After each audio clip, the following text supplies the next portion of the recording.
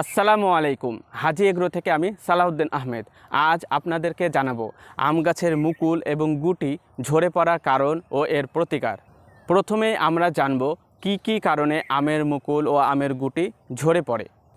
আম গাছের মুকুল ও গুটি অনেক কারণে ঝরে যেতে পারে। তার মধ্যে উল্লেখযোগ্য কারণগুলো হলো: 1 নম্বর, হপার পোকার আক্রমণ। হপার পোকার আক্রমণ মুকুল ঝরে পড়ার প্রধান কারণ। একটা হপার পোকা প্রায় 150টি ডিম পাড়তে পারে। এই ডিমগুলো 5 থেকে 7 দিনের মাথায় ডিম ফুটে বাচ্চা হয় এবং পরে আম গাছের পাতা, ফুল ও ফলের রস চুষে খায়। সে সময় তারা পায়খানার রাস্তা দিয়ে এক ধরনের রস নিঃসরণ করে থাকে, যাকে হানিডিউ বলে। এই আঠালো একটা পদার্থের জন্য আম গাছে শুটি মোল্ড নামে এক ধরনের ছত্রাক জন্মায়, যার ফলে সম্পূর্ণ গাছের পাতা ও মুকুল কালো হয়ে যায়। 2 নম্বর, অ্যানথ্রাকনোজ রোগ। এই রোগ আমের মুকুলে হয়ে থাকে। এটি কোলিটোট্রিকাম গোলেসপোরিওডিস নামক ছত্রাক দ্বারা হয়ে থাকে।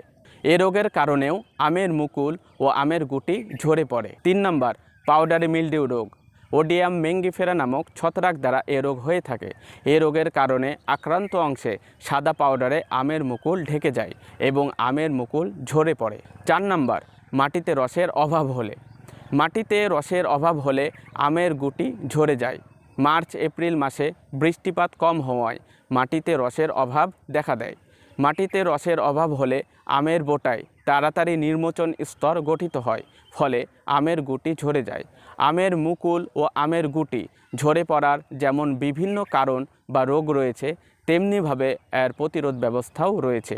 যেমন 1 নম্বর, হপার পোকা দমনে। আমের মুকুল যখন 3 থেকে 4 সেন্টিমিটার লম্বা হয় তখন প্রথমবার, এবং আম যখন মটর দানার মতো আকার ধারণ করে তখন দ্বিতীয়বার সাইপারমেথ্রিন জাতীয় কীটনাশক যেমন রিপকর্ড বা সিম্বোস বা ফেনোম ইত্যাদি 1 মিলি প্রতি 1 লিটার পানিতে মিশিয়ে পুরো গাছে স্প্রে করতে হবে।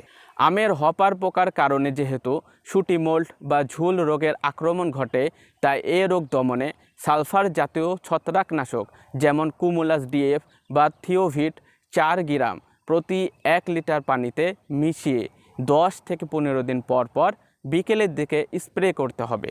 2 নম্বর, বিছা পোকা আক্রমণে সাইপারমেথ্রিন জাতীয় কীটনাশক যেমন রিপকর্ড বা কট বা সিম্বোস ইত্যাদি 1 মিলি প্রতি 1 লিটার পানিতে মিশিয়ে 10 থেকে 15 দিন পর পর 2 থেকে 3 বার পুরো গাছে স্প্রে করতে হবে। 3 নম্বর, অ্যানথ্রাকনোজ বা পচারি রোগ দমনে ম্যানকোজেব জাতীয় ছত্রাকনাশক যেমন রিডোমিল গোল্ড প্রতি 1 লিটার পানিতে 2 গ্রাম মিশিয়ে স্প্রে করতে হবে। 4 নম্বর, মাটিতে রসের অভাবে আমের গুটি ঝরে গেলে গাছের চারপাশে নিয়মিত সেচ দিতে হবে। আমের গুটি মটর দানার মতো হলেই প্রথমে একবার গাছের গোড়ায় পানি সেচ দিতে হবে। প্রথম সেচ দেওয়ার পর থেকে বৃষ্টিপাত না হওয়া পর্যন্ত 15 দিন পর পর সেচ দিতে হবে। এছাড়াও আমের মুকুল ঝরে পড়া রোধে যে পদক্ষেপ নেওয়া দরকার তা হলো: 1 নম্বর, আমবাগান পরিষ্কার পরিচ্ছন্ন, আগাছামুক্ত ও খোলামেলা অবস্থায় রাখতে হবে। 2 নম্বর, মরা ডালপালা ছেঁটে ফেলতে হবে এবং রোগাক্রান্ত ডাল ও পাতা পুড়িয়ে ফেলতে হবে। এবং সর্বশেষ, এ সময় গাছের গোড়ায় পর্যাপ্ত পরিমাণ পানি রাখতে হবে।